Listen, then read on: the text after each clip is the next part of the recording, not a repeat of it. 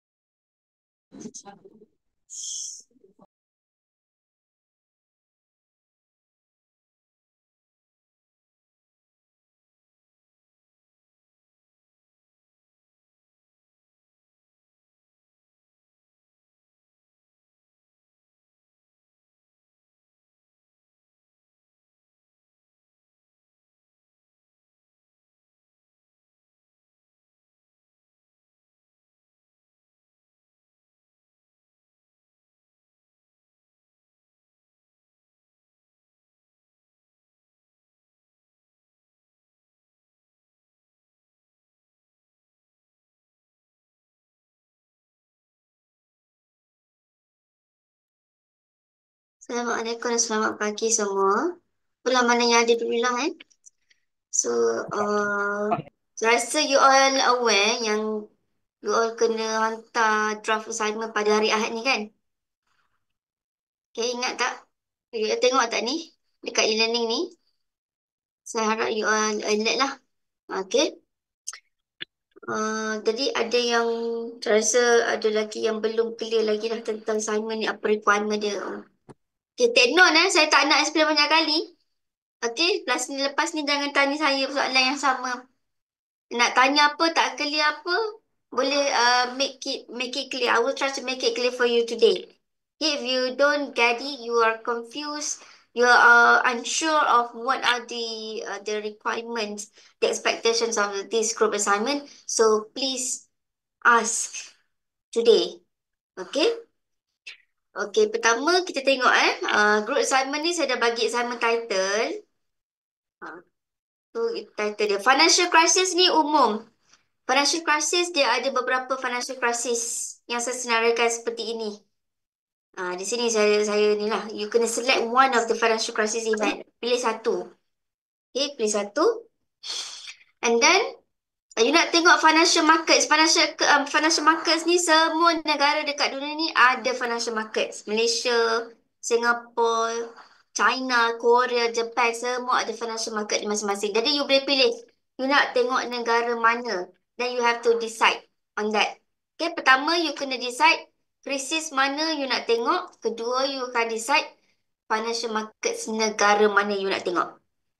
Boleh faham? Financial market ni ada beberapa lah. Ada bond market, ada stock market, ada foreign exchange dan sebagainya. Okay. So, kita tengok arahan yang pertama lah. Tadi tu saya dah explain, you kena pilih financial crisis satu. Kemudiannya, kedua, prepare report as per template provided. Saya ada bagikan dekat e-learning ni, nampak ada dua dokumen kat situ. Satu brief, satu template. Follow template ni, guna template ni. Maksudnya you buat assignment tu terus tulis dalam template tu sebab saya bagi dalam docs. DOCX, document. Jangan buat lain pada orang lain lah. Okay. Minimum word count 2,000 words excluding references and appendix. Okay, 2,000 patah perkataan. Kenapa bukan 1,000? Kenapa bukan 3,000? Ini dah ada pengiraan jam dia 2,000 ni. Jangan tanya pula. Okay, 2,000 ni untuk kita sesuaikan dengan jumlah jam yang you kena buat lah untuk assignment ni kan. Group size, saya tu 2, 3, 4 hingga 5 ke? Tak ingat lah. References, minimum 8 academic sources from quality journal articles. Jadi dalam you punya rujukan nanti, you boleh buka Scopus. You tahu tak you nak buka Scopus macam mana? Pernah cari artikel tak dalam Scopus? You biasa cari artikel dekat mana? Kat mana you cari artikel jurnal?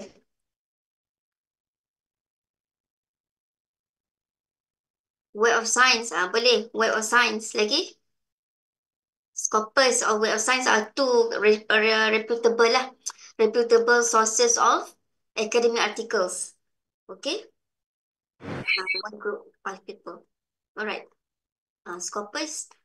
Cara dia sebab you boleh buka dalam kampus ni. You pakai je wifi UMT. You boleh buka. You boleh access dua tu. Scopus dengan Web of Science. Okay. Saya rasa saya tak perlu ajar kot. Perlu ke saya tunjuk macam nak buka Scopus? Scopus yang paling senang lah interface dia. Perlu ke saya tunjuk ke tak perlu sebab you dah biasa ke? Kalau dah biasa saya tak tunjuk lah. Saya terus je kepada arahan yang seterusnya. Okey, minimum ini minimum yang saya minta you all. Minimum ni artikel ini mestilah berkait dengan tajuk tu. Dengan tajuk tu. Okey. Yang keenam, formatting. Times New Roman. Ini you tengoklah. Dan rujukan itu merujuk pada APA style. APA style of doing references ataupun citation. Okey, submission via e-learning UMT. So, take note the dates. Okey, kita tengok template. Template lah. Yang kedua template kan. Template dia.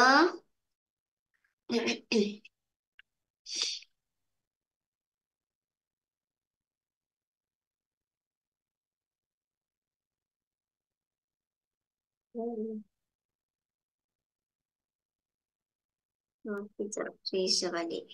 Dokumen. Mana?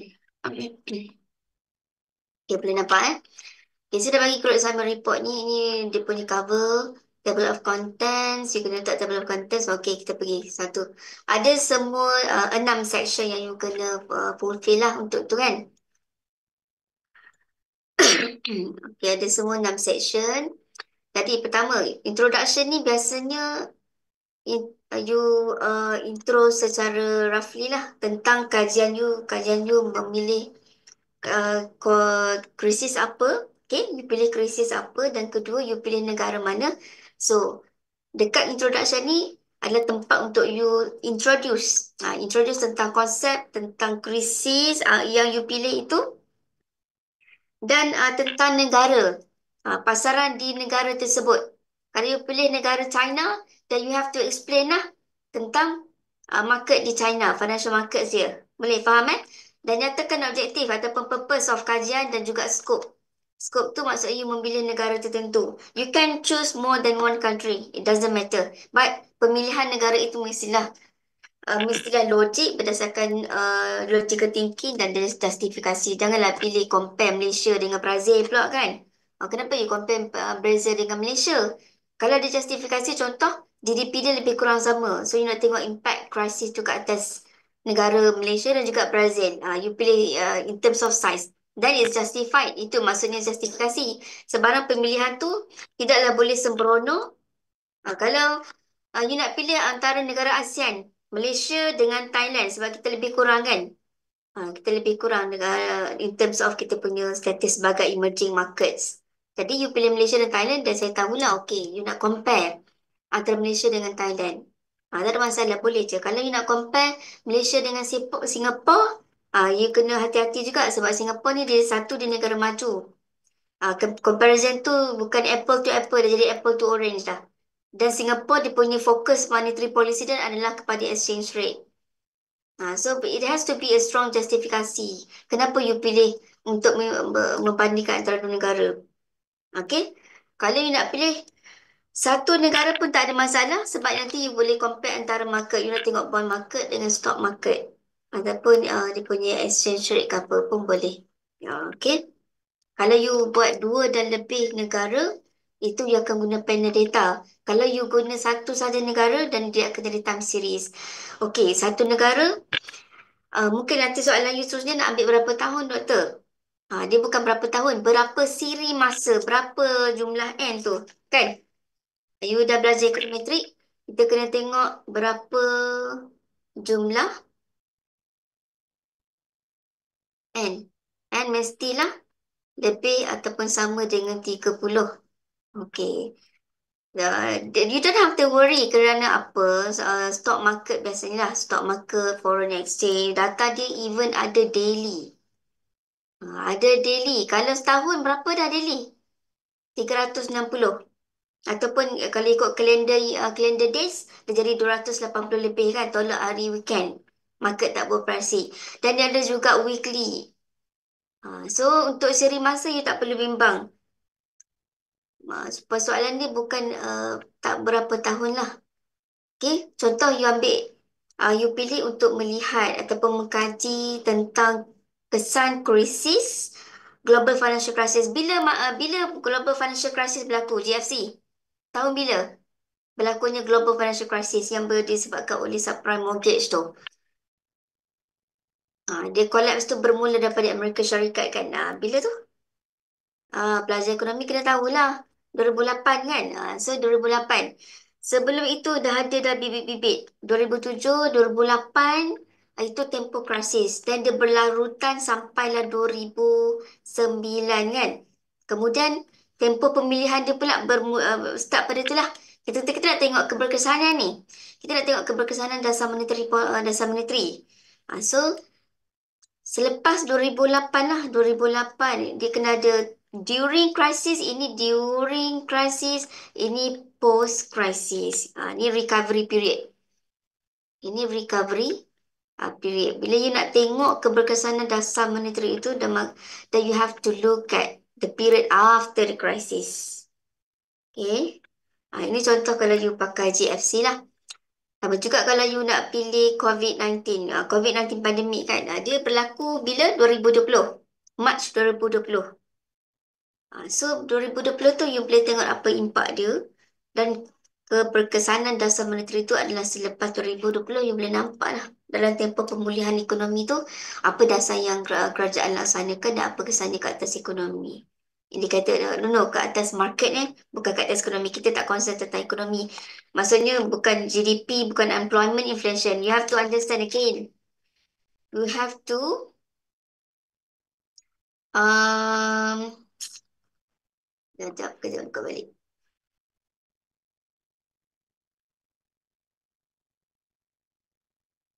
Dia brief. Tajuk refer baliklah tajuk kita tu, The Impact of Financial Crisis on Financial Markets. Boleh faham eh? Okay. Done on introduction. Introduction just roughly, okay, dia basically just you nak introduce tentang konsep lah. Okay. Kemudian overview of the financial crisis. Kini yang ini kita fokus lebih kepada financial crisis. You kena introduce tentang krisis yang you pilih lah. Sama ada you pilih COVID-19 crisis ataupun global financial crisis ataupun Asian financial crisis tahun 1997 tu kan. Masa tu yang mata wang kita kena serang. So mungkin masa tu you boleh tengok tentang kadar tukaran kita dan berbanding dengan US. Itu memang naik teruk lah kadar tukaran tu. Duit kita jatuh teruk. Okay, so ini you boleh ceritakan tentang apa? Kronologi berlakunya krisis tersebut. You boleh perihalkan apa yang berlaku sebenarnya. Oh, sorry. Oh, ya, yeah, sorry. Dia here. Not yet. Belum 3 lagi. Kat sini, provide detailed background of the crisis. You kena refer lah. Itu sebab saya bagi minimum 8 artikel. You have to refer to journal article, academic article. You jangan refer blogspot, Wikipedia, sumber yang tidak rasmi, okay? Dan kalau you pakai ChatGPT, itu hanyalah untuk pembacaan you, untuk pengetahuan dan maklumat awal sahaja. Jangan rujuk ChatGPT. You kena cari artikel, you kena ada skill mencari artikel. Boleh, eh? Okay, saya tahu kalau you pakai ChatGPT, saya ada software. You nak pakai ChatGPT guna untuk betulkan ayat tak apa, tak ada masalah. Nak dapatkan idea tak apa, tak ada masalah. Tapi jangan minta ChatGPT tulis assignment. Itu a big no, a big kita kata uh, kesalahan lah, big mistake lah kan. Okay, you kena bagi kronologi, tunjukkan timeline berlakunya krisis tu bermula, apa trigger dia, dan kemudian apa impact yang berlaku, apa immediate impact dia, krisis tersebut. Contoh, bila COVID-19 berlaku. So, kerajaan mengumumkan penutupan aktiviti ekonomi dan penutupan operasi, penutupan jalan, tidak boleh kita semena-menanya bergerakkan MCO, Movement Control Order. So, itu immediate impact ni kepada aktiviti ekonomi. Bila berlakunya itu, apa yang akan berlaku? Apa kesannya ke atas financial markets? Okay? So, ini just briefly, very briefly. Ini briefly sahaja. Okay? Sebab kita ada yang third tu. Yang third itu, you fokus kepada financial market. Nampak tak flow dia? Ini kepada financial crisis. You beri maklumat tentang krisis tersebut, dia punya historical background dia, dia punya kronologi. Okay? Dan seterusnya baru kita fokus kepada analisis ke atas market ini, stock, bond, currency ataupun forex market lah, foreign exchange. Kalau you pilih negara Malaysia sebagai kes kajian, tadi you akan tengok you akan tengok USD berbanding MYR lah, you akan tengok ini chart ini So include relevant charts. So I would expect that for this section I want to see charts. I want to see charts. You can copy. You can copy from TradingView, investing.com. Kalau you ambil Malaysia, then you can go for Galaxy Screener ataupun Yahoo Finance. Sebagai you all ni, you all catat ke tak? I will not explain again. Kalau saya tanya you, I tanya you balik. Kalau you tanya I tanya you balik. Okay? Okay, jadi saya nak tengok untuk tempoh krisis yang berlaku itu, you kena screenshot pada tempoh tersebut apa berlaku ke atas stock market.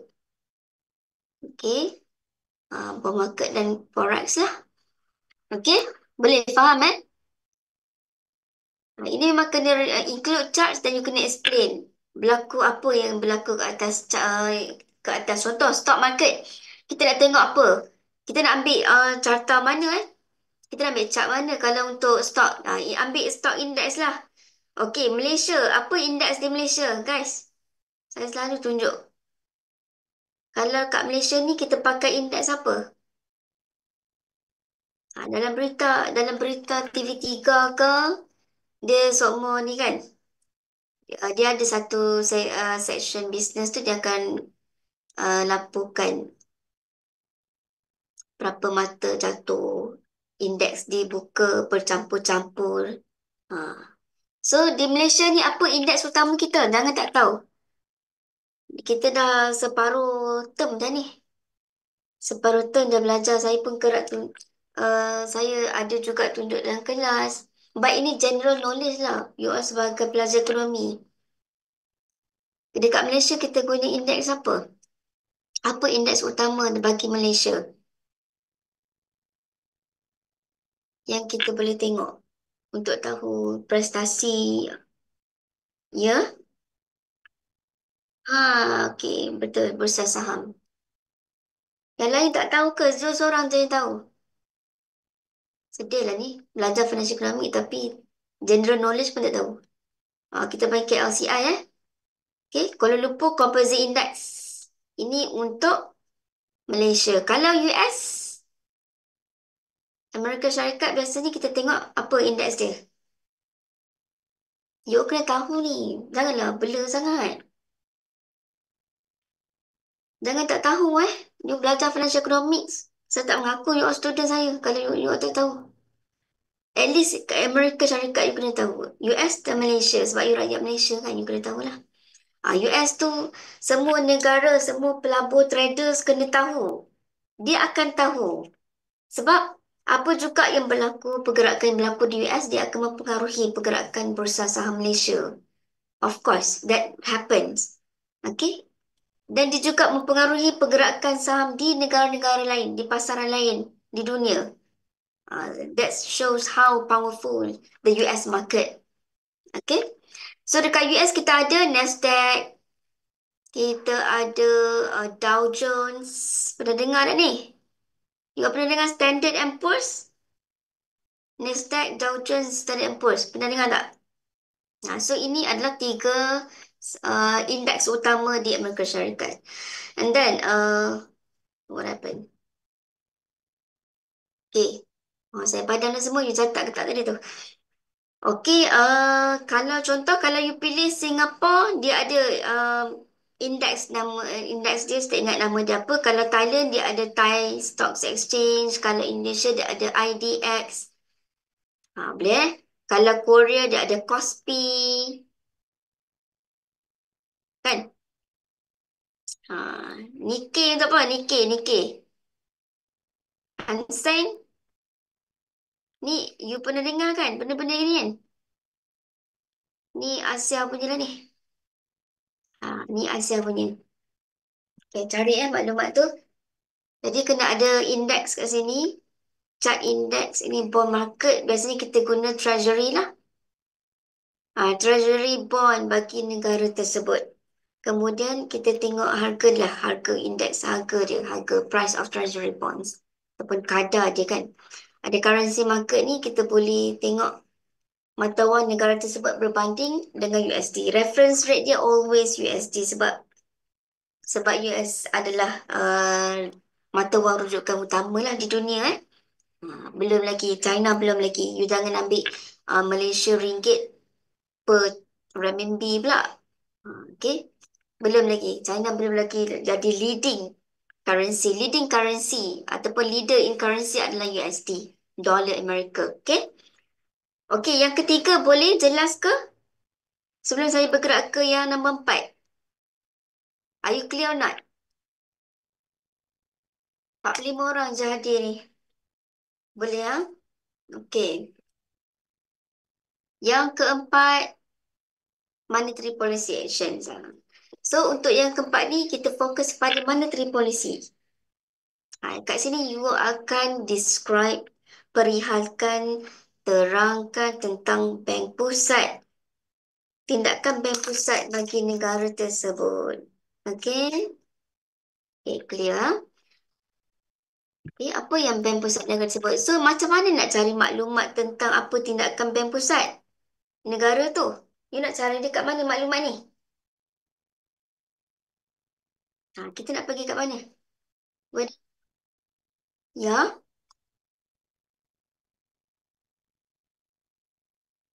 World Bank dia akan bagi data tau. Dia akan bagi data whole. Tak, sekarang kita nak tahu apa tindakan oleh Central Bank tu. Kenapa dia ambil tindakan tersebut? So kita nak cari dia kat mana? Kita nak cari kat mana maklumat yang detail lah tentang apa yang bank pusat di negara tu buat sebagai respons kepada krisis. Where do we find those information? Detail one. Kita nak tengok apa?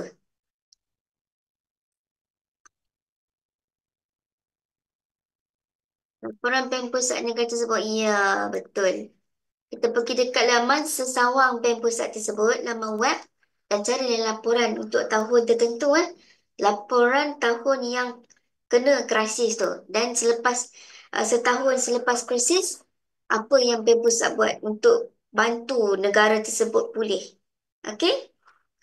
Thank you, Irham. Seterusnya, kejap. Tak bagi for interest rate changes. Quantitative easing ada dibuat dasar. Biasanya lah. Kalau keadaan ekonomi tidak. Keadaan ekonomi adalah lembab, dia akan buat dasar monetary. Mengembanglah. Quantitative easing ni contoh bagi Amerika Syarikat ataupun bagi negara Europe. Dia orang buat QE, quantitative easing kan. Itu adalah salah satu approach untuk dasar monetary mengembang lah. Nanti you carilah apa maksud QE. Dan tak semua negara buat QE tu. Negara-negara maju. Malaysia tak. Okay? Okay, number 5. Evaluation of the effectiveness of monetary policy. Kembali kepada monetary policy. Cuma untuk yang bahagian kelima ini, dia lebih spesifik. Ini critically assess the outcomes and unintended consequences. Okay. Kat sini bila saya sebut effectiveness, kalau kita nak menilai keberkesanan. Okay, keberkesanan dasar itu tidak kita kena buat analisis menggunakan kaedah econometrics. Itu yang saya sebut tadi tu. If you use one single country, if your analysis is based on one country only, then you will have to use time series. You got to have the equation lah. Kita nak tengok keberkesanan dasar monetary ni ke atas apa, kelas? Effectiveness on what? Keberkesanan ke atas apa ni? Kita nak tengok. Keberkesanan dasar monetary ke atas apa? Pertama, you kena clear. Dasar monetary itu alatnya apa? Biasanya bank negara ni diguna apa untuk kawal, untuk bantu ataupun untuk mengekang masalah yang disebabkan oleh krisis tu. Kejutan disebabkan oleh krisis. Dasar monetary dia ada alat penting. Beberapa alat penting lah yang biasa digunakan oleh bank pusat. Biasanya bank pusat guna apa? Untuk kawal krisis. Sama ada krisis itu disebabkan oleh yang sama ada krisis itu menyebabkan berlakunya pengangguran besar. Sorry. Again.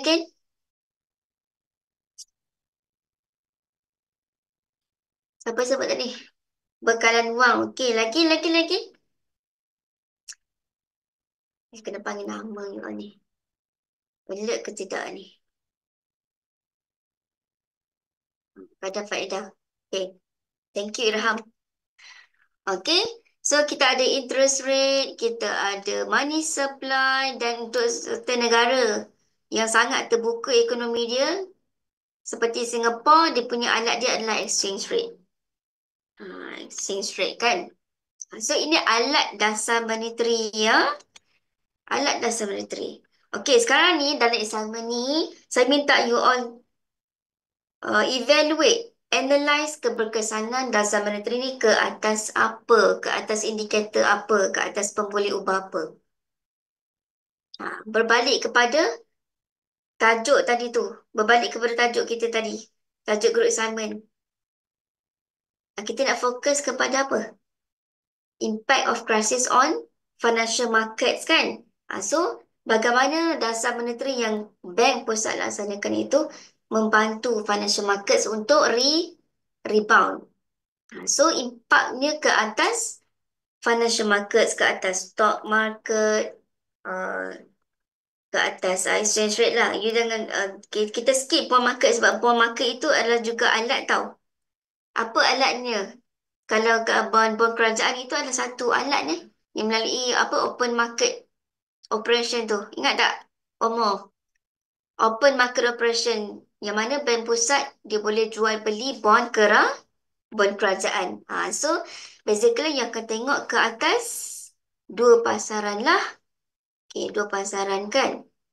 Kesan dasar monetary ke atas dua pasaran iaitu stock market dan juga exchange rate ataupun forex lah, foreign exchange market kan. Exchange rate. So, dua benda ni. Jadi, dalam you punya equation, you kena ada model lah. Pertama, you punya Y tu kan. B1, X1, tu, semua tu. So, ini akan represent. Pertama, stock market kita nak pakai apa tadi? Saya sebut tadi, kalau kita nak tengok stock market, kita nak pakai data apa? Kita nak guna apa? Kalau kita nak tengok pergerakan saham. bagi negara, sebuah negara tau. Jangan fokus company pula tak kita tahu apa-apa company you ambil. Yang saham, pasaran saham yang mewakili negara tersebut. Mewakili semua saham dalam negara tersebut. So, kita akan tengok, kita nak ambil data apa ni? Untuk tengok ni, kesan dasar monetary ke atas stock market. Yang lain, okay, Ying, thank you very much, Ying. Okay, index ya. So, ini adalah index, mata index. Pertama, you ada mata index. Okay. Apa dia tak boleh scroll down ni? Okay. Okay, mata index kan? Yang kedua, yang kedua kita ada, kita nak tengok exchange rate. So, of course lah, you punya, okay, kita akan tengok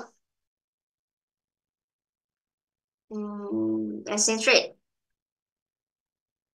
Okay, dan seterusnya. Kat sebelah sini kena ada apa ni, guys? Pembeli ubah apa yang kena tengok kesan dia kat atas ni?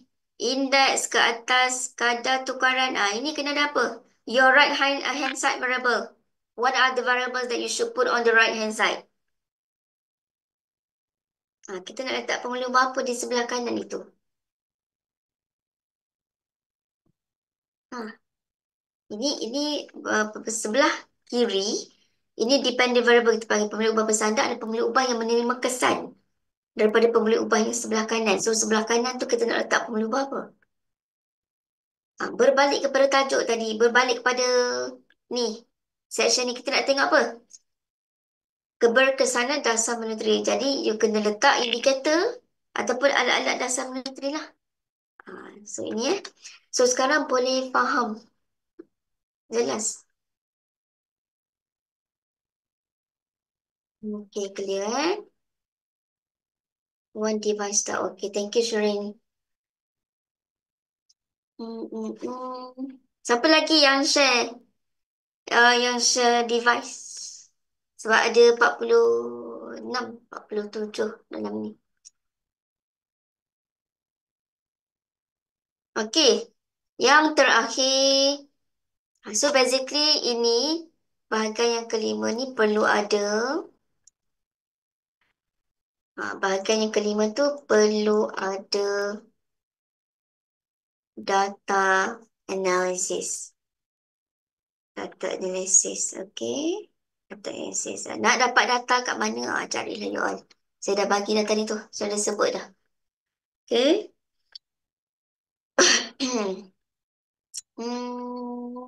Okay, selepas you dah analyze, you dah explain, then conclusion itu basically you summarize lah kan. You summarize key findings daripada section 5, daripada section tadi tu you tengok apa kesan impak segera krisis tu ke atas chart ni kan, ke atas market ni. So you boleh tengok tadi. Ni ricik lah Zoom ni. Okay, yang ketiga, keempat dan juga kelima lah. Okay, summarize. Section 3, 4, 5. Apa dapatan you?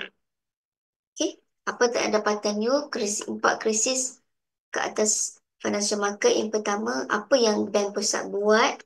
Kemudian, berkesan tak tindakan Bank Pusat tu? Kalau Bank Pusat turunkan ataupun turunkan kadar faedah dengan cara yang drastik selepas berlaku krisis. Berkesan tak? Berkesan tak kaedah tu? Okay. Okay. So, that's it lah. And then, apa yang you perlu ada dalam appendix? Appendix. Appendix bukan ini saja yang kena ada. Sebab kalau you tengok balik.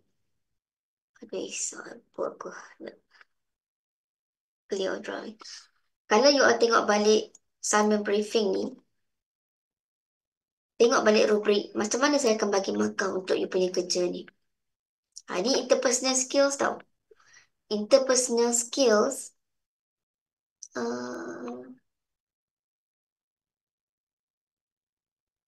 Interpersonal skills ni saya akan bagi berdasarkan inilah elemen ini. Pertama, you punya teamwork. Macam mana saya nak ukur you punya teamwork? Macam mana saya nak tahu you ada teamwork ataupun tidak? Saya tak tahu, saya tak duduk dengan you 24 jam kan. Saya tidak berada dalam perbincangan-perbincangan grup WhatsApp, dalam perbincangan kumpulan secara face to face. I won't be there. Okay? 功能差别。So, how would you do that?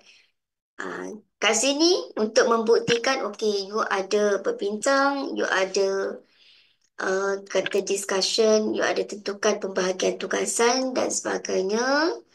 So, tunjukkan bukti tersebut. Bagi screenshot saya ataupun buat minit mesyuarat. Okay? Dan tunjuk bagi gambar, tampal dalam appendix tu. Masukkan. So, itu bukti untuk markah inilah interpersonal skill. Sebab rubric ini, group assignment, dia punya learning outcome yang you perlu ada adalah ini. Interpersonal skills. Okay? Boleh faham? Saya tak nak ada free rider. Saya tak nak dengar ada free rider. Semua kena participate. Ini markah ni memanglah secara berkumpulan. Tapi kalau you tak participate tu jangan marah kalau saya bagi markah kurang. Nanti you check pula. You check pula dekat Carry Marks. Carry Marks nanti you tanya kenapa you dapat markah kurang. You tanya lah ahli grup you. Okay, jangan tanya saya lah. Okay, setakat ni boleh faham apa kehendak tugasan ni? Guna je terus buat je atas ni. Penuhkan ruang-ruang kat sini, okay? So, you refer dua benda ni lah. Refer panduan ni, okay? 2,000 patah perkataan. Ini minimum. Tapi janganlah banyak sangat. Saya nak minimum 2,000 patah perkataan je. Okay. Alright, itu saja untuk briefing. Briefing saja berdekat sejam ni. Bila nak habis selipar you all ni. Okay, kita masuk pada chapter 4. Chapter 4. Ada ralat sedikit pada file yang saya hantar dalam e-learning itu. Kalau you tengok e-learning, dia tulis chapter 2 kan. Itu dalam syllabus yang asal lah. Chapter 4. Sekarang dah jadi chapter 4. Dipindahkan kepada chapter 4. Okay, sebelum tu, ada apa-apa soalan tak berkenaan dengan tugasan? Sebab you nak kena hantar dah ni draft. Okay, draft. Allah, saya lupa nak beritahu tadi.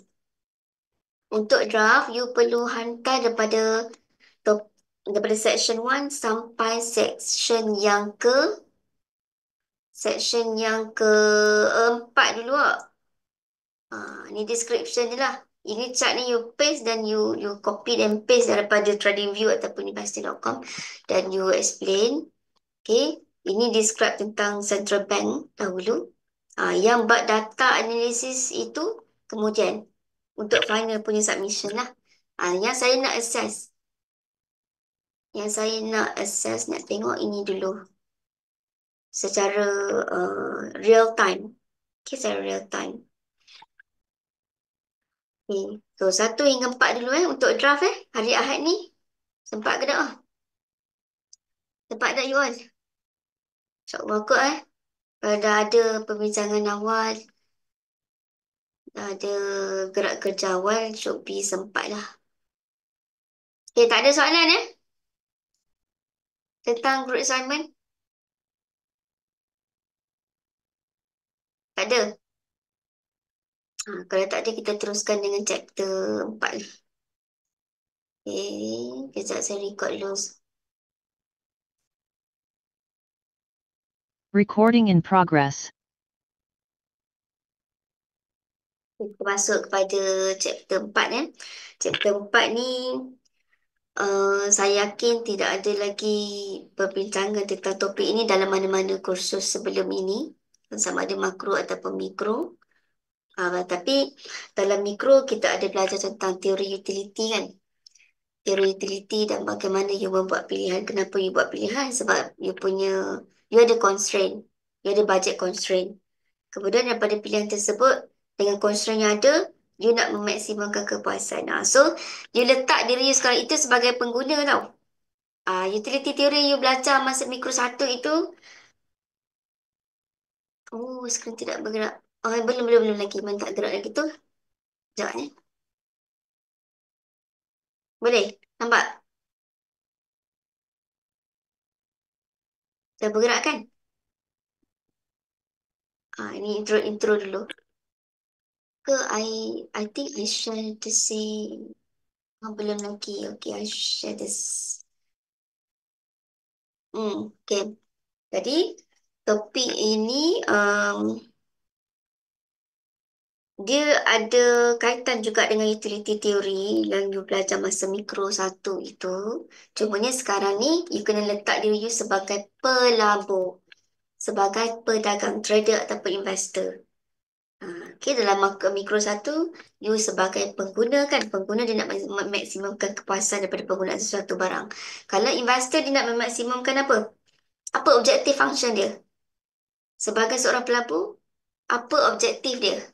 Kalau pengguna nak memaksimumkan kepuasan, kalau sebagai pelabur, individu yang nak memaksimumkan apa?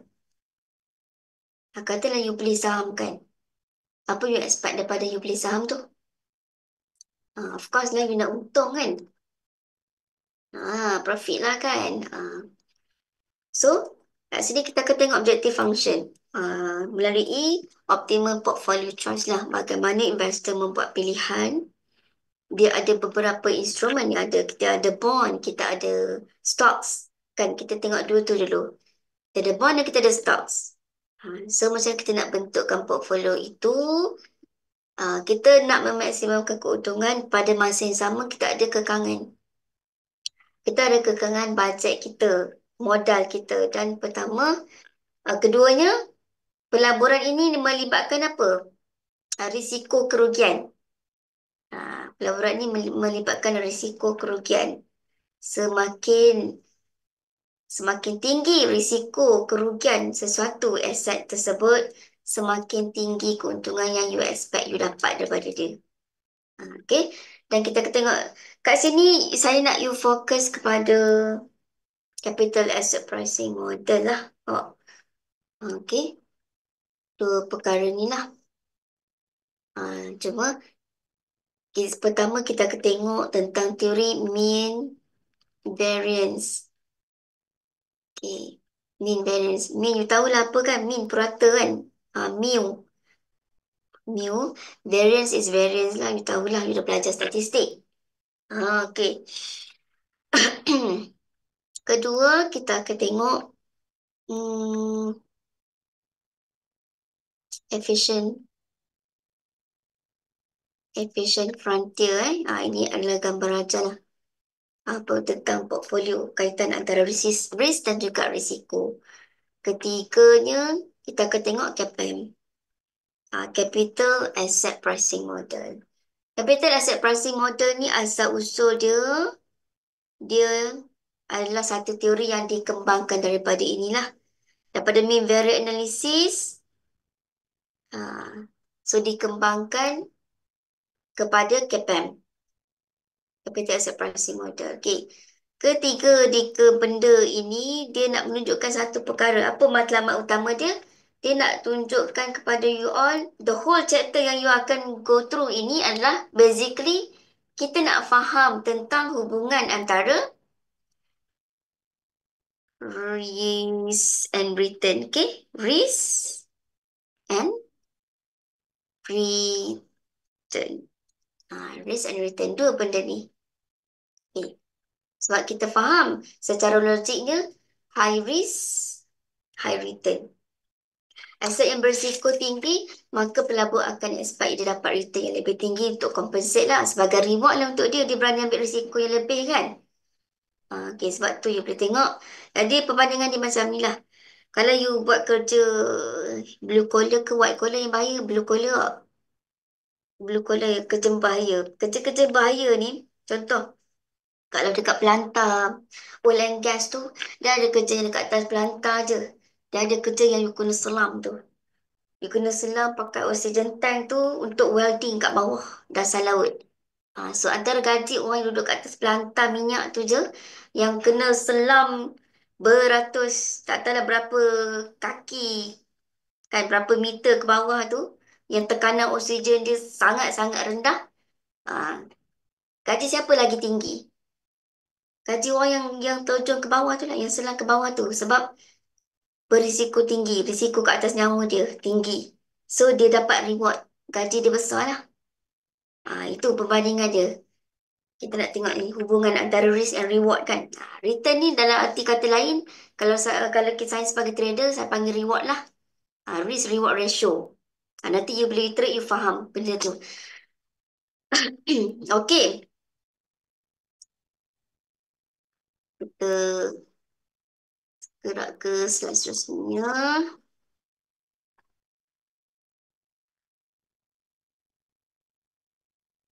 Okay, pay attention. Okay, sekarang ni kita dah tengok. Masa ni kita nak ukur. Konsep pertama, expected return of a portfolio. Okay. Expected return of a portfolio. Okay. Min R lah kita panggil lah. Apa itu portfolio? Apakah portfolio? Yang you faham dengan portfolio apa benda portfolio ni? Portfolio ni you boleh bayangkan macam bakul you lah. Satu bakul. Okay. Dalam bakul tu ada beberapa biji telur kan, telur ayam. So, setiap telur ayam ni mewakili aset lah. Ni ada saham tenaga, ada you beli Tesla ke apa kan, Tesla, lepas tu you beli Apple, you beli Intel, you belilah syarikat minyak Petron. Okay. So, bakul ni lah, bakul of aset itu kita sebut sebagai portfolio. Ini yang sebiji telur tu kita panggil security. Katalah you ada beli juga bond kerajaan, treasury bills. Okay, ada bond, risk-free bond. So ini security, ada saham, ada bond, dan the whole thing ini yang kita panggil sebagai portfolio. Boleh faham? Jelas? Okay, so portfolio weights itu adalah pemberat kepada portfolio. Pemberat bagi setiap security yang you invest. Fraction, pecahan.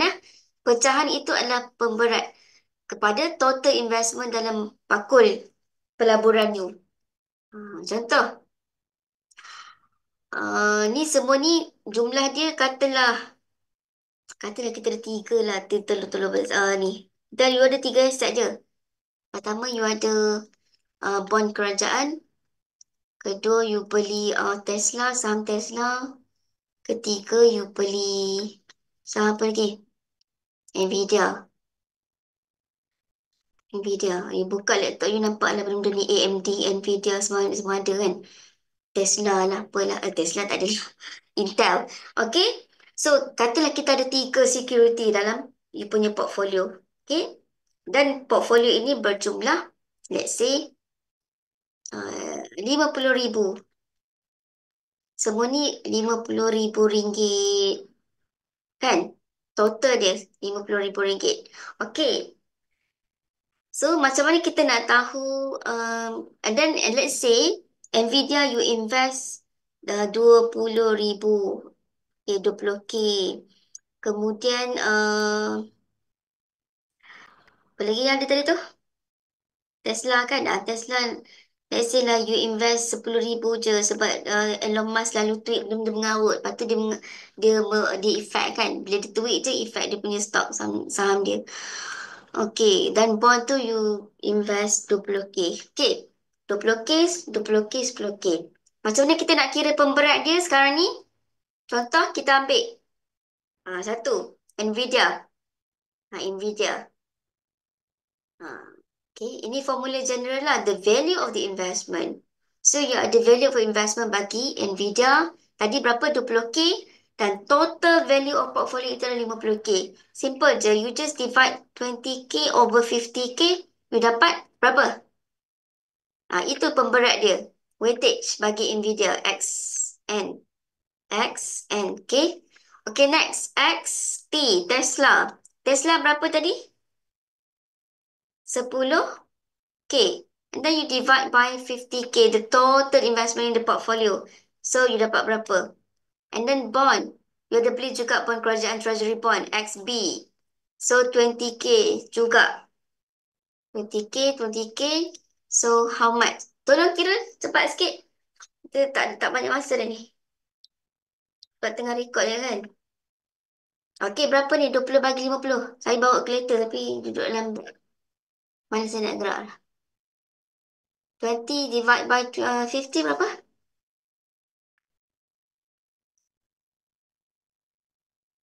Quick, quick, quick, quick. Ambil kira je pakai phone.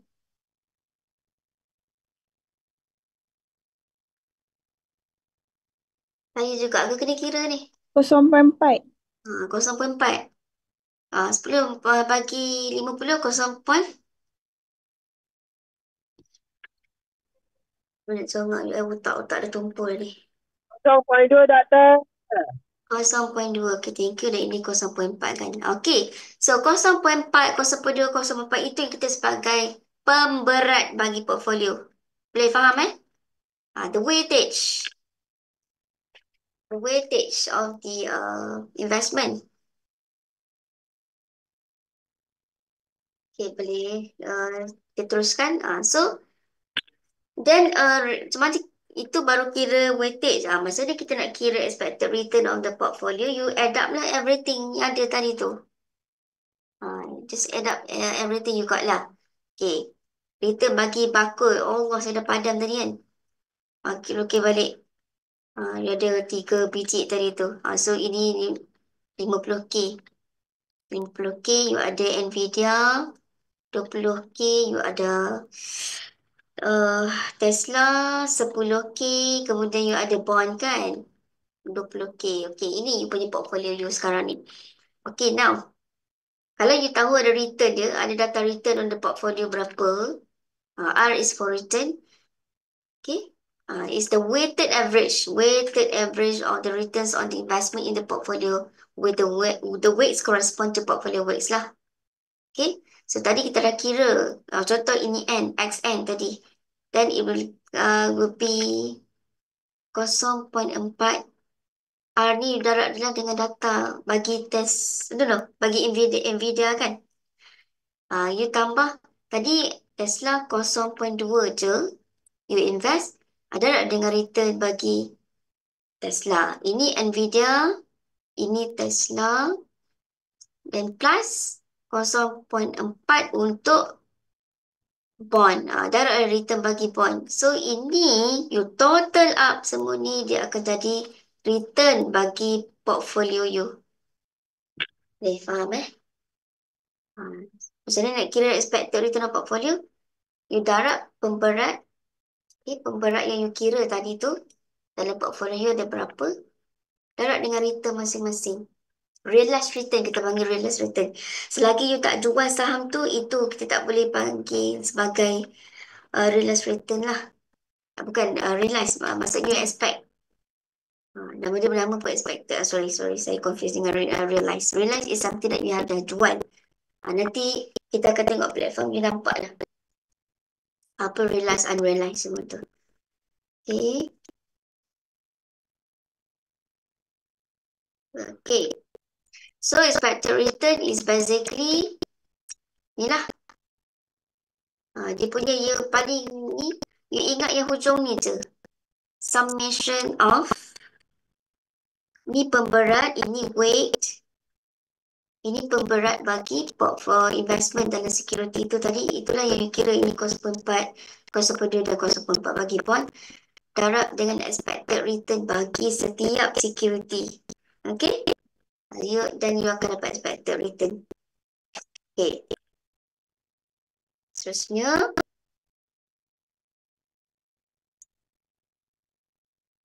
So ini saya bagi contoh textbook example lah untuk you try buat dulu. Dia beri maklumat contoh masalah ni macam ni. Soalan dia, katakanlah you ada 10,000 dalam Ford stock. Saham Ford you ada. You invest 10K dolar dalam Ford, 30K dalam Tyco. Dan you jangkakan, nama jangkaan kan?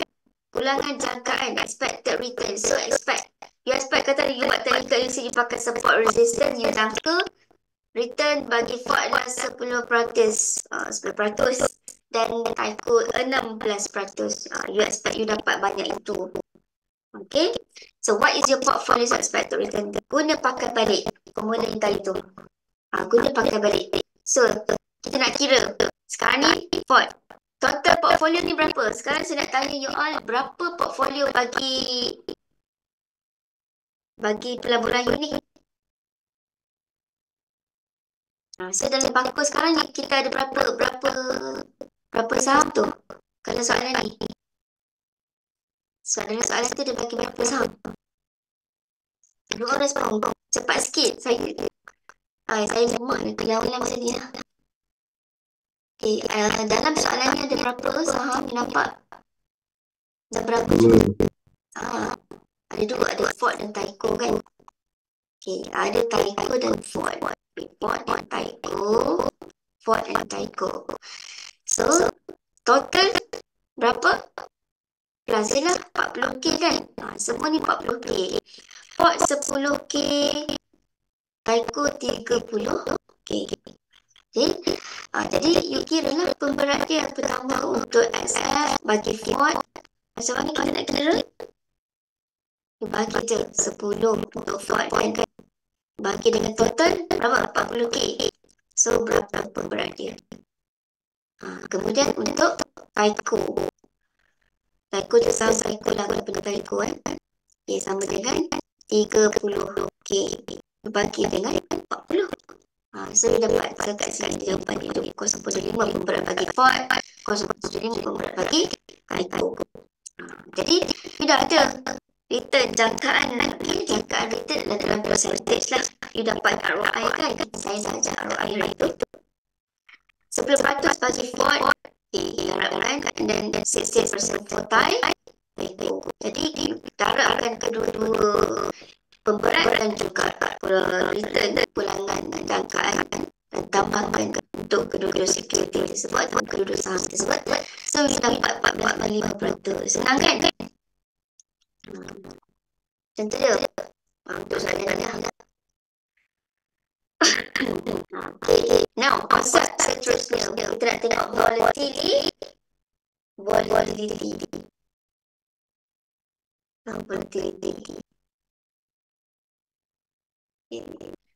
Apa itu volatility? You faham, you boleh sebutkan kata volatility. Apa you faham tentang volatility? Volatility itu seberapa cepatkah perubahan dalam sesuatu, harga security turun naik dia itu. Itu volatility. Okay, sebab tu kita tengok harga kata pulangan tu boleh jadi boleh jadi positif. Sebab pergerakan harga dan harga saham, harga bond itu dia sentiasa bergerak setiap minit, setiap saat kita dalam relation. Tapi untuk US, setiap minit harga saham itu bergerak. Kalau ada contoh,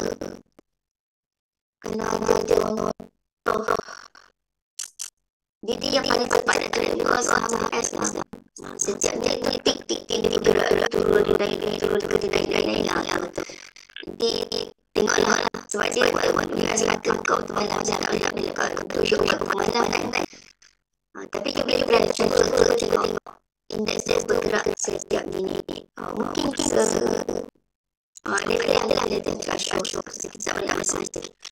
Ini volatility ya. Konsep dia. Okay. So, sekarang kita nak tengok volatility antara kedua saham dalam satu portfolio bersama. Contoh macam Ford dan juga contoh Ford dan Tesla dalam Tesla naik dan portfolio kita ada dua saham ni. Sekarang kita nak tengok volatility dua saham tersebut. Masing-masing ada risiko dia. Ford ada risiko dia. Tyco ada risiko dia. Kan? Jadi kita nak tengok price kita tengok. Kita nak tengok.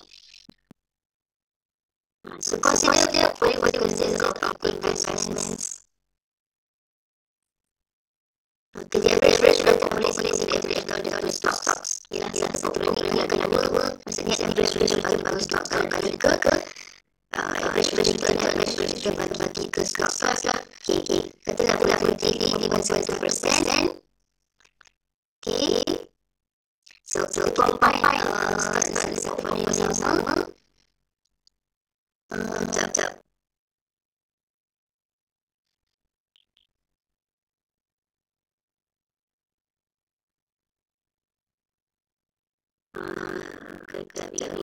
appreciation. Okay, kenapa pentingnya untuk Indonesia sampai itu adalah sebab kena nak diversify. What dia set what dia risk available type pun ada jadi kalau kita main masuk semua kita akan eliminate risk lah. Risk yang ada sebagai specific risk adalah risk yang khas untuk syarikat tu. Dia risk yang khas khusus untuk stocks buat kita tidak boleh eliminate pakai risk. Sekarang kita bisa bercakap tentang specific risk, specific risknya untuk specific risk. Contohlah Ford ada CEO tiba-tiba ada tanda. Kalau CEO Ford takkan CEO tahu nak kedua-dua takkan mengenal. So kalau ini sampai kita jatuh, kita jatuh ini masih lagi positif untuk masalah diversification. Okay.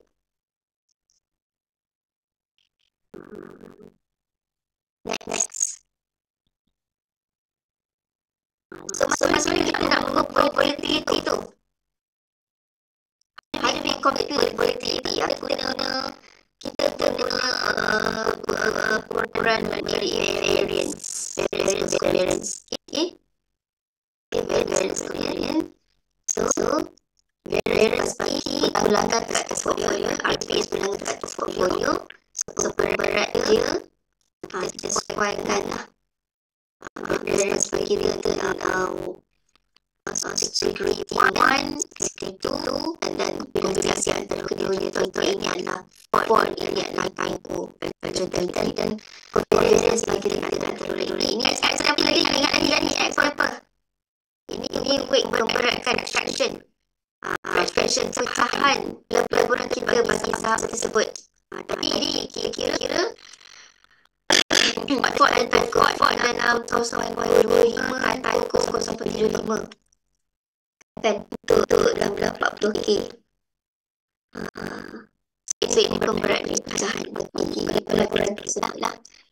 Okay. Next. Dari contoh ni nanti you tengok balik contoh ni. Ini tak masa minta untuk final lah. Okay. Untuk final sebab kompleks juga ada semua dan mana saya tidaklah bagi sekompleks sampai correlation. You all metrik yang tahun tu dah belajar ke correlation? What's correlation dah belajar ke? Tak, macam mana nak construct correlation dalam econometrics ataupun statistik ada tak? Kalau tak itu saya tak berani nak bagi nak tekankan benda ni lah. Tapi final tidak sekompleks ini ya. Ini contoh supaya faham. Macam mana kita nak kira volatility, kita guna variance. Okay? We use variance to measure volatility antara dua stocks. Antara dua stocks. Ini contoh antara dua stocks. Okay. At the end of the day, dia punya objektif ni dapat ya. Standard deviation. Kalau you tengok balik econometry, nak kira standard deviation tak adalah kompleks sangat kan. You start you kira dengan variance, dapatlah standard deviation. Itu yang sebelah ni kita kira standard deviation bagi satu security, satu single data. Sekarang ni untuk dua security atau dua saham lah. Okay. Kita nak tengok perkaitan antara dua saham. So apa kesimpulan kat sini? Ada portfolio dan ini dibagi dalam LSK pula. It's less volatile than either of the individual stocks. Okay. The portfolio of Dell and LSK. Portfolio to the whole thing, the whole basket. When I say portfolio, it means the whole basket. Okay, the whole basket. Ada Dell, ada LSK. Okay. Dan ada specific risk, LSK pun ada specific risk kan. Tapi kalau you combine kedua-dua tu, you akan diversify. You diversify you punya portfolio tu Dia less volatile. Volatility bagi keseluruhan portfolio. Dia tulis ni. Sekejap. Okay, the message here is that volatility bagi portfolio adalah lebih rendah daripada volatility bagi individual stock. Boleh faham Sebab tu kita kata jangan letak duit you dalam satu stok je. You ada modal, you jangan beli satu je saham. Kalau saham tu lingkup, habis. You rugi. You kena combine bagi yang practically boleh pecahkan kepada 3. You beli 3 saham berlainan sektor lah. Mungkin you ada saham teknologi, you ada saham oil and gas, you ada saham construction, for example. Ataupun you nak pilih bond ke, tak ada masalah. Kan? Jadi kalau apa-apa berlaku pada oil and gas, tiba-tiba harga minyak jatuh kan, saham dia jatuh. Tapi you ada 2 lagi untuk backup. So the volatility for the whole portfolio is lower. Okay? Lower than individual stocks. Boleh faham Itu maksud pengiraan inilah. Kenapa kita kira ni? Kenapa kita nak kira benda ni Kenapa kompleks sangat pengiraan ni? Why do we need to know this? Because sebagai investors, you nak minimize apa? Objective function you, berbalik pada objective function, you nak max ke apa tadi? You jawab. Siapa jawab tadi? Maximize what? Profit kan? You nak maximize untung. Dan you nak minimize apa? Risiko kerugian. Itu objektif you. Okay? Risk versus return. So ini kita dah masuk masa mana kita nak pilih portfolio yang efficient. Portfolio yang efficient. Maksudnya, given the amount of the risk, tapi portfolio itu masih lagi boleh memberikan you keuntungan yang ideal lah, yang you expect you dapat lah. Kan? Okay. So ini efficient portfolios with two stocks. So ini portfolio weights dan volatility for different portfolios of 2 stocks. Okay. Kat sini kita tengok expected return dan juga volatility. Dia pakai standard deviation je you all. Kita volatility ni kita guna standard deviation lah. Jadi you kena, nanti saya bagi latihan untuk you kira standard deviation. Okay. So kat sini you boleh tengok. Semakin tinggi volatility, boleh tengok relation antara kedua ni. Kita tengok. Volatility tinggi, return tinggi. Kan? Kalau rendah sikit, volatility rendah, return pun rendah. Okay? So high risk, high return. That's the conclusion of this theory lah, efficient portfolio ni kan. Jadi maksudnya kita nak illustrate pemilihan tersebut dalam melalui satu garisan yang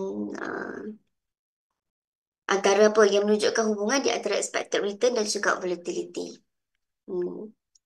Okay, contoh ni dia bagi contoh lain pula di slide ni berubah-ubah contoh dia kan. Kalau saya prefer contoh yang sama je daripada awal sampai akhir tu pening lah. Berbeza-beza contoh. Okay, dia bagi Intel dan Coca-Cola. So Intel ni volatility dia secara individually investment untuk saham Intel tu dia punya volatility tinggi. Sampai berapa kat sini? 50 volatility dia. Standard deviation dia 50. Tinggi kan? Tapi by right, yelah, dia punya volatility tinggi, expected return dia pun juga tinggi. Dan kita ada Coca-Cola. Coca-Cola dia punya volatility dia adalah rendah. 25 macam tu. Tapi bila you punya risiko you rendah, expected return you pun rendah lah juga kan? So it's basically showing you the relationship between risk and return. So sekarang ni, ini kalau seluruh modal, the whole capital is invested in Intel. Ini yang you akan dapat lah. You akan dapat volatility yang tinggi. Dan you expect you dapat return yang tinggi juga. Dan ini pula to another extreme, Coca-Cola, kalaulah semua modal yang you ada, you invest in Coca-Cola dan maksudnya only one stock je you beli untuk modal yang you ada. So, you akan dapat ini dan inilah. Sekarang ni, apa benda dekat tengah-tengah ni? Kat tengah-tengah ni apa yang cuba ditunjukkan? Apa yang ditunjukkan? You faham tak ni? Apa idea yang berada koordinat ni? Siapa boleh faham? Apa benda titik-titik ni? Anyone? Siapa boleh jawab? Saya bagi dia RM10 kasih kau. Boleh. Try. Cuba je. Cuba. Apa yang cuba ditunjukkan graf ini? Kat tengah-tengah tu. Saya dah explain. Saya bagi background sikit kan. Tadi you ada dua saham. Intel dan juga Coke. Yang paling hujung tinggi Intel tu paling berisiko tinggi. Kalau semua modal you invest ke Intel, you dapat. Itu expected return dia. Kalau semua modal dilaburkan kepada Coke, company Coke, macam Warren Buffett kan, dia invest Coca-Cola kan. Coca-Cola, so return dia rendah lah sebab dia stok yang tidak berisiko sangat. Sebab you krisis ke, you ekonomi tengah boom ke, orang tak minum lah Coca-Cola 10 tin. Kalau ekonomi tengah boom, sama juga tengah krisis. Kan penggunaan dia sama aja Coca-Cola kan. Okay. Apa koordinat yang katakan tengah tu saya nak tunjuk apa sebenarnya? Tak ada jawapan. Tak apa. Kalau tak ada jawapan saya nak jawab ni. Tak nak try. Ni nampak tak? Ini apa benda? Diversified portfolio. Okay. Dah dia campur. Campur. Dia campur antara apa? Antara dua stok tu lah. Okay, Ying jawab dulu. Nanti Ying kontak saya tau. Okay. Diversified. Sekarang ni. So sekarang ni 80%. 0.8 dia invest dekat Intel. 20% dia invest dalam Coke. Contohnya ni kat sini 60% Intel misalnya, 40% ke dalam Coca-Cola dia combine untuk diversify lah. Diversify volatility. You still get a higher profit here. Nampak tak? Still get a higher profit than Coca-Cola punya investment.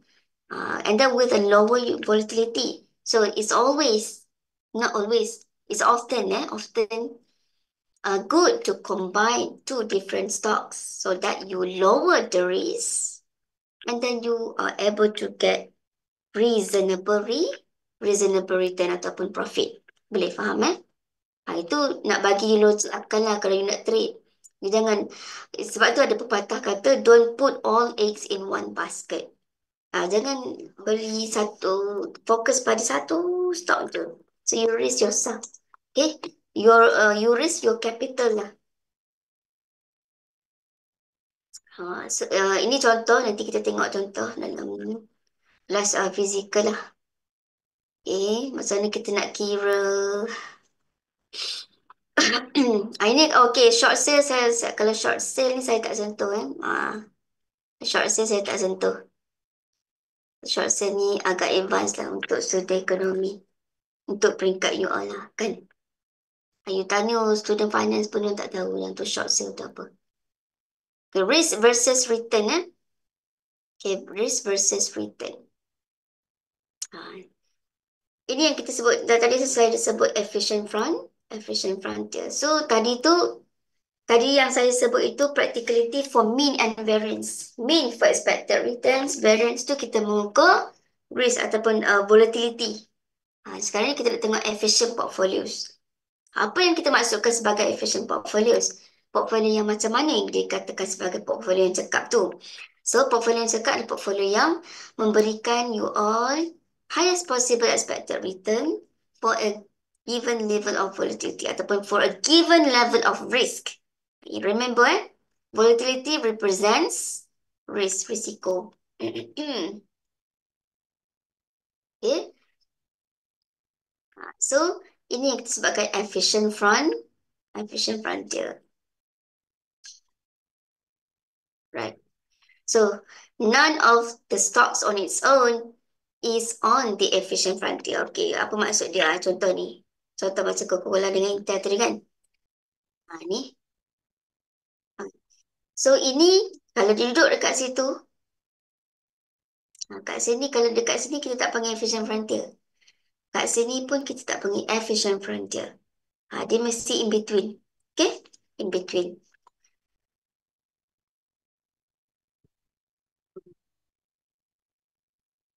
Kita tengok it would be not be efficient to put all our money in a single stock. Itu maksudnya don't put all eggs in one basket. Okay? Tak cerdik lah. You beli satu stok je. Lepas tu peram stok tu. Lepas tu heran kenapa tak untung lah.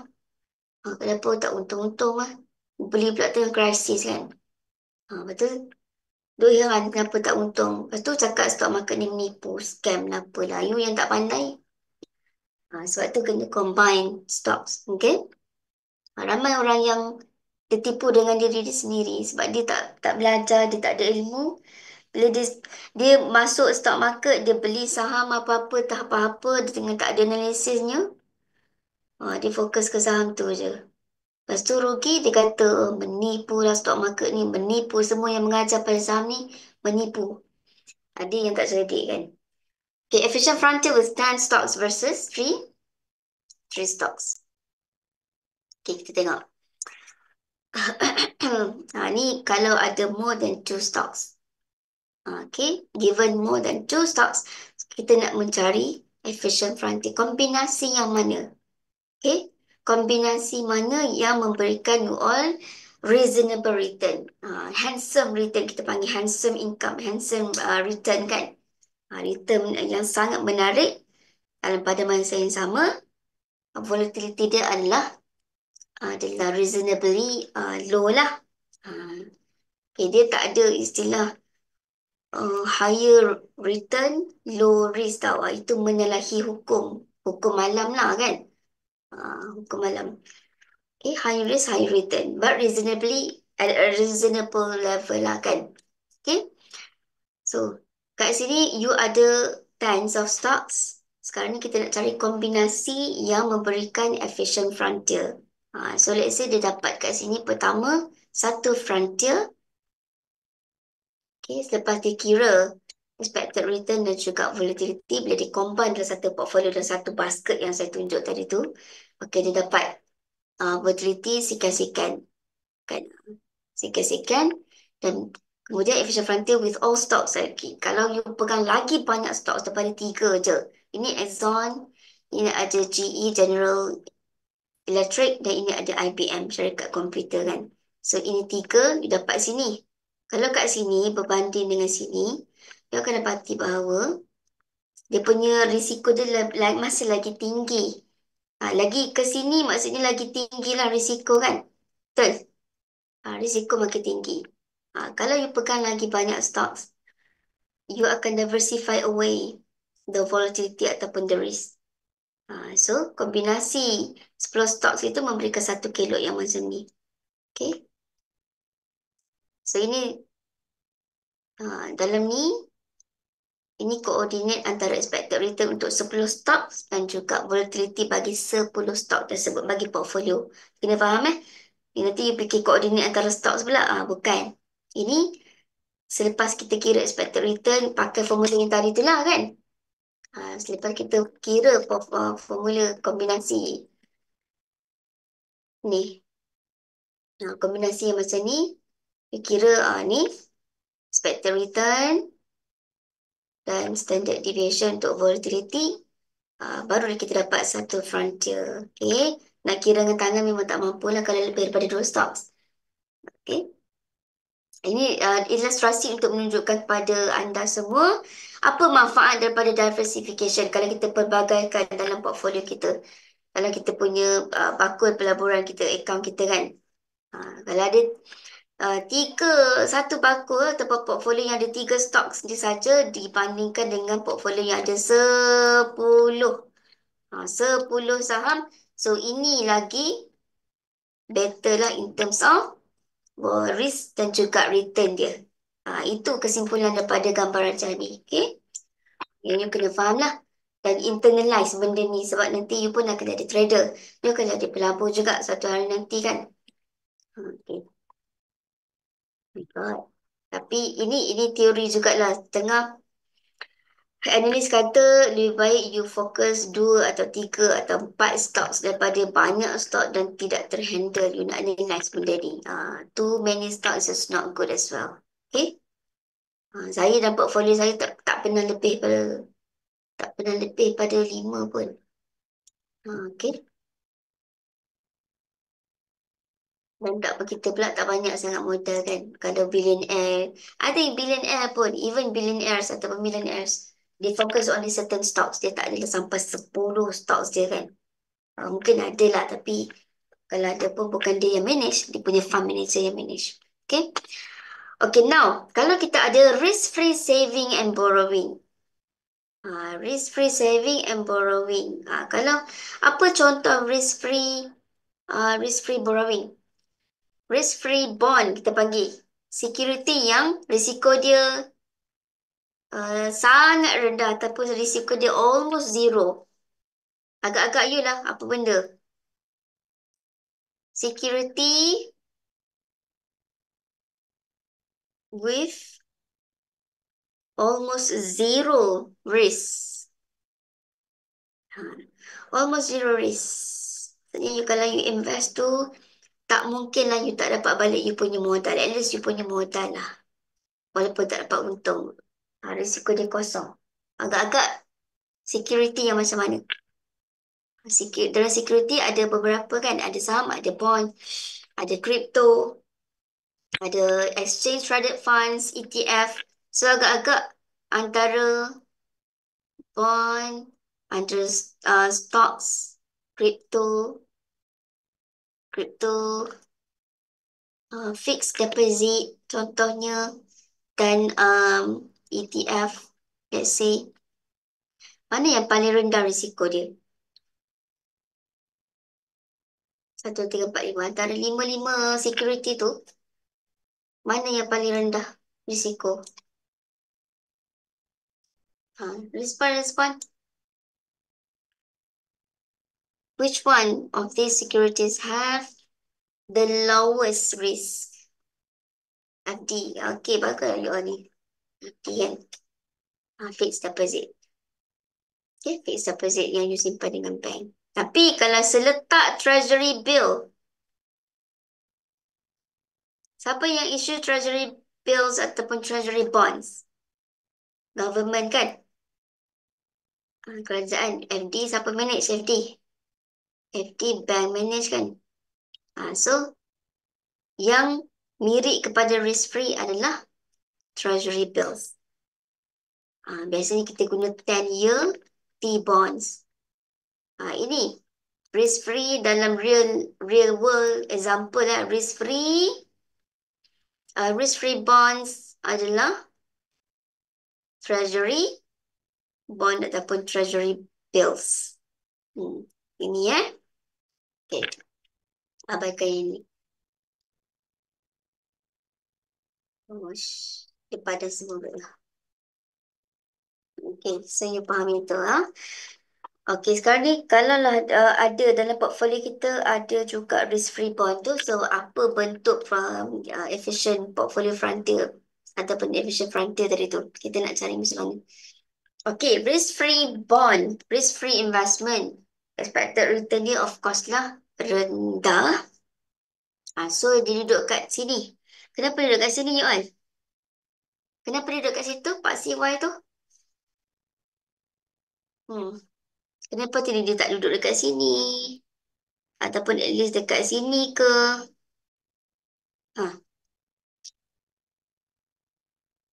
Betul, Taufik. Betul. Kalau di kerajaan, tak mungkin kerajaan mungkin bayar balik. Impossible. Impossible for the government to not pay back investors' money kan? So, risiko dia almost zero. Tak ada risk. Zero risk. Okay, sekarang ni you tengok chart ni. Efficient frontier. So, risk-free investment, dia duduk dekat kosong ni. Sebab risiko dia kosong. Almost zero risk. Sebab tu dia start dengan sini. Dan pulangan dia katalah ini pun tinggi 5% ni kan. Katalah expected return dia ada 5% dengan zero risk. So dalam portfolio you sekarang ni ada beberapa saham, ada berapa saham dan juga ada risk-free bond.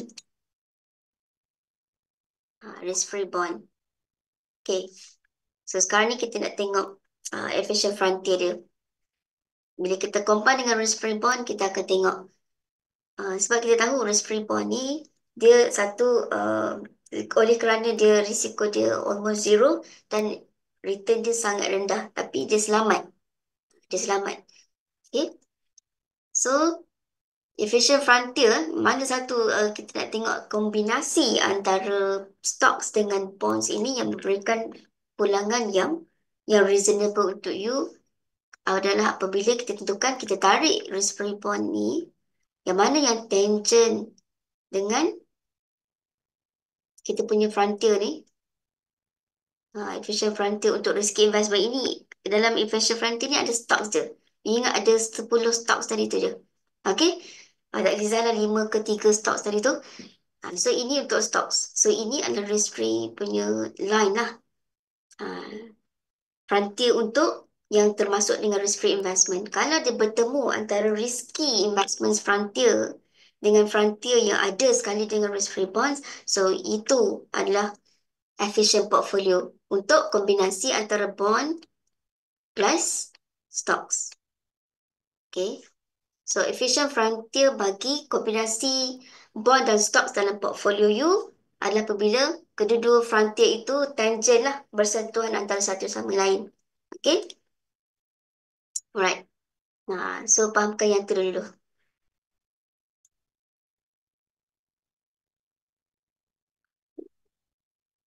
So kenapa bukan P ni? Kalau P tersebut, dia return dia lebih. Oh my god. Annoying juga kadang Zoom ni. Return dia lebih rendah lah. Risiko dia rendah, tapi return dia pun lebih rendah kan. So you want to, your objective is always to maximize the returns. So why would you choose this one? You would choose this one. Okay. The next. Okay, so kita ada satu lagi istilah Sharpe ratio. Sharpe ratio tu basically kita nak kira nisbah antara reward dan juga volatility lah, ataupun nama dia lain, reward to risk. Okay, reward to risk ratio. So you guna expected return untuk portfolio tadi tu, you tolak risk free. Okay, kadar pulangan bagi risk free tadi 5% kan? 5% bagi dengan volatility. Ini volatility. Senang je formula dia ni. Ini pelabur dekat bank pun guna Sharpe ratio ni. Analis ke investment, sophisticated investment, investors ataupun fund managers, dia pun guna juga Sharpe ratio ni. Ini memang terpakai lah dalam industri ke, dan dalam textbook kita pun ada lah benda ni Okay, portfolio assess returns. So, expected return you tolak dengan 5%. You akan dapat lah. Bahagi dengan portfolio volatility, you akan dapat Sharpe ratio. So, apa yang ditunjukkan oleh Sharpe ratio tu adalah portfolio with the highest Sharpe ratio is the portfolio with the line with the risk-free investment is tangent. So basically, portfolio yang memberikan Sharpe ratio yang tinggi adalah portfolio pada efficient frontier yang tangent dengan frontier yang ada risk-free investment tu. Okay. Okay, yang ni saya skip.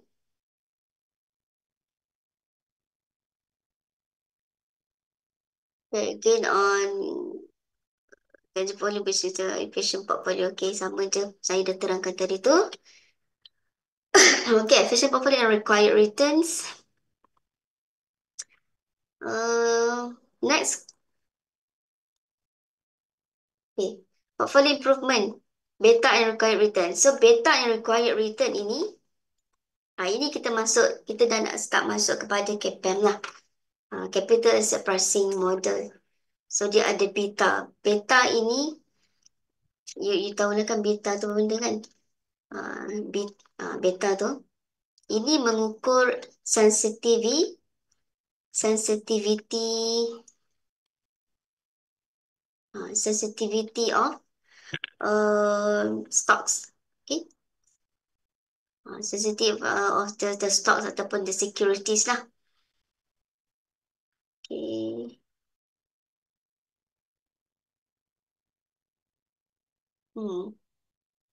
So, ini lebih kepada portfolio investment improvement lah. Bila you ambil kira sensitivity of the stocks towards the risk, you akan tengok macam mana you nak improve you punya Sharpe ratio. You punya objective is always to maximize profit given the certain level of risk kan. So this is additional return. Kenapa kita nak bezakan antara expected return untuk risky asset dan juga risk free? So kat sini, kenapa mesti ada you nak tolak risk free tu? Sebab ini adalah risky investment. Ini risky investment yang you invest dalam stocks. Ini investment dalam bond yang riskless, yang tidak berisiko. So, you nak tahu excess tu berapa? Berapa lebihan pulangan yang you dapat sebagai reward you melabur ke dalam aset-aset ataupun saham-saham atau security yang berisiko tinggi. Ini excess, kita panggil excess returns. Berapa lebihan pulangan yang you nak dapat daripada pelaburan ke atas saham ataupun security yang berisiko tinggi. Asas daripada apa? Asas daripada riskless investment. Itu yang dimaksudkan dengan notation ni. Okay? So, kalau asas return itu lebih besar daripada volatility, incremental, peningkatan dalam risiko terhadap investment, then itu yang you akan dapat better Sharpe ratio lah. From that you will get better Sharpe ratio. Itu you punya objektif lah kan. This is you punya objektif. You aim nak dapat you punya Sharpe ratio. Ini Sharpe ratio adalah formula Sharpe ratio yang lebih tinggi daripada korelasi. Korelasi antara apa? Antara return on risky individual risky assets and return on portfolio darab dengan Sharpe ratio. So, ini incremental. Okay, correlation ini adalah incremental daripada incremental on what? Incremental on your Sharpe ratio. This is Sharpe ratio, this is Sharpe ratio. So, kita letak korelasi antara return on that risky asset, risky stock dan return on portfolio. Kan tadi saya katakan return on individual stock tidak akan sama dengan average return on portfolio. Tapi kita tengok korelasi antara kedua-duanya. Korelasi you all fahamkan korelasi kan? Korelasi ni biasanya nilai dia antara berapa ke berapa you all? Ya, -1 sehingga +1 lah ataupun 1 lah. Okey. Kalau negatif, dapat negatif, maksudnya dalam istilah ini, dia dua stok tersebut tidak bergerak secara seiringan lah. Lagi hampir daripada 1. Dia kalau dapat 0.5, 0.8 kan, dekat dengan 1. Kalau 1 tu perfect sangat lah. Kalau negatif 1 tu memang tak ada kena mengena lah antara dua security tu. Tidak berkaitan langsung. Pergerakan saham ini tak ada kena langsung dengan pergerakan saham satu lagi tu. Itu negatif. Kalau dia dapat 0.8. 0.8. So, pergerakan, hampir kan? Pergerakan dalam saham ini hampir kepada pergerakan dalam you punya portfolio. Portfolio you, return atau ke atas portfolio you, pergerakan dia lebih kurang sama dengan return ke atas satu security. Okay? Hope you get it lah. Okey. Okey, so inilah kita mengukur, cara kita mengukur beta tadi tu, eh. That's how you calculate beta. Dia nak melihat, basically dia nak melihat sensitivity lah. Okay. Sensitivity of that portfolio. Okay. So, increasing the amount invested in I dalam satu saham itu akan meningkatkan apa? Akan meningkatkan Sharpe ratio of portfolio, you punya portfolio, if its expected return exceeds the required return on R1. Okay. So, return bagi sesuatu security bergantung kepada apa? You kena faham modal lah. Ni. Ini return ke atas sesuatu security. I merujuk pada sesuatu individual stock, individual stock. Ini apa tadi? RF tadi apa? Tengok you on ni alert ke tak benda ni? RF ni apa? Pulangan ke atas apa ni? Pulangan ke atas apa? F, S, F tu means free. Ni pulangan ke atas apa? Are you with me or not? You follow me or not? Risk-free asset tadi. Betul. Thank you, Ying. Ying, seorang je ke yang bagi perhatian ni? Okay. Risk-free bond. Ini return ke atas risk-free bond tadi tu. Plus beta. Sensitivity of portfolio dan juga individual asset tu darab dengan expected return on portfolio minus return on risk-free assets. So the expected return that is necessary to compensate for the risk investment I will contribute to the portfolio. Okay? So, maksudnya kat sini, pulangan ke atas sesuatu individual stock yang you beli, yang you labur, bergantung kepada berapa access yang you dapatlah expected return yang you akan dapat access from that risk free juga. Okay? You nak tentukan you patut beli ataupun tidak. You patut add on ke tidak jumlah pelaburan you dalam satu aset itu adalah melihat kepada inilah. Okay. Sensitivity of that portfolio and then juga berapa excess return. This is excess return lah. Ini excess return basically. Bila you tolak risk free maksudnya itu adalah excess return ataupun excess reward daripada you melabur dalam aset yang berisiko tinggi. Okay.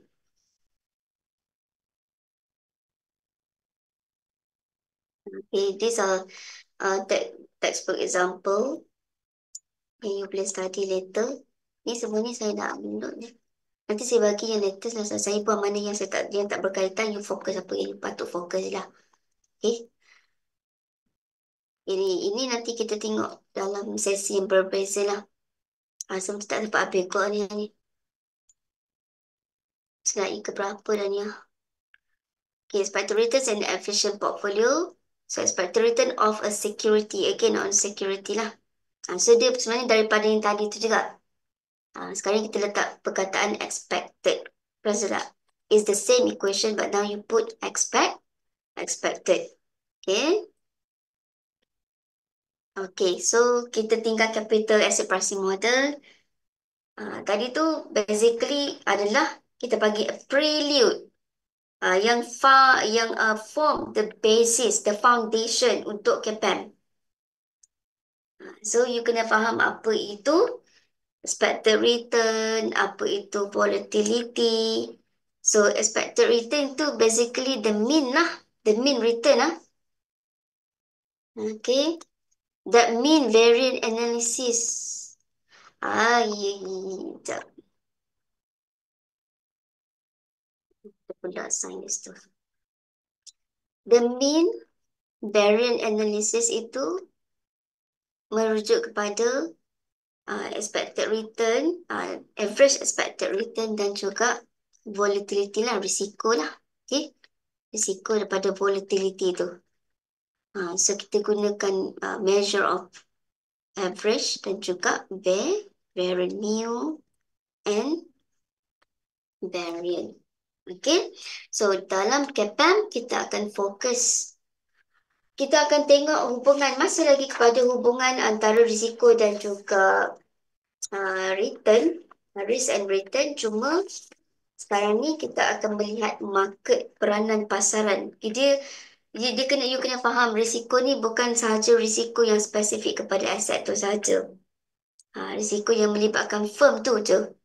Tapi dalam dunia sebenar kita ada satu lagi risiko, iaitu risiko pasaran. Okay, risiko pasaran kita boleh diversify tak? Ingat balik, kalau you recall balik nota chapter 1 tu, dia ada beberapa jenis risiko kan? Risiko yang spesifik kepada firm tu kita boleh diversify. Tapi risiko pasaran, contoh apa? Okey, bagi contoh ke saya, apa antaranya risiko pasaran? Risiko pasaran, risiko yang peringkat ekonomi lah, makro ke. Yang kalau dia jadi, okay, you company bagus ke, you company cap ayam ke, you tak boleh elak risiko tu. Inflation. Betul. Kejutan disebabkan oleh inflasi yang tinggi kan. Itu kita panggil risiko inflasi systematic risk lah. We call it systematic risk. Systematic risk yang akan affect market. Yang akan affect the whole stock market tu. The whole stock market. So basically kita tengok pada index lah. Index ni sebenarnya return juga. Dia harga juga sebenarnya. Return. So sekarang ni dalam CAPM kita akan tengok RM. Tadi you dah belajar kan? You dah belajar RF. Dia ada risk free. Kita ada RI merujuk pada individual stocks. Ini untuk risk free bonds. Treasury bills. Sekarang ni kita ada komponen RM. Kita masukkan elemen return ke atas pasaran. Mengambil kira risiko yang berlaku lah. Okay. So, efficient portfolio as the market portfolio. The portfolio of all stocks and securities in the market. Okay. Itu bezanya CAPM dengan apa? Maksudnya apa extension? Apa yang penulis ataupun pelopor teori CAPM ni perbaharui? Apa yang dia extend daripada mean variance analysis tadi tu? Ini dia masukkan elemen market. Dimasukkan elemen market lah kat sini ya. Alright, so itu dulu. Esok kita sambung CAPM.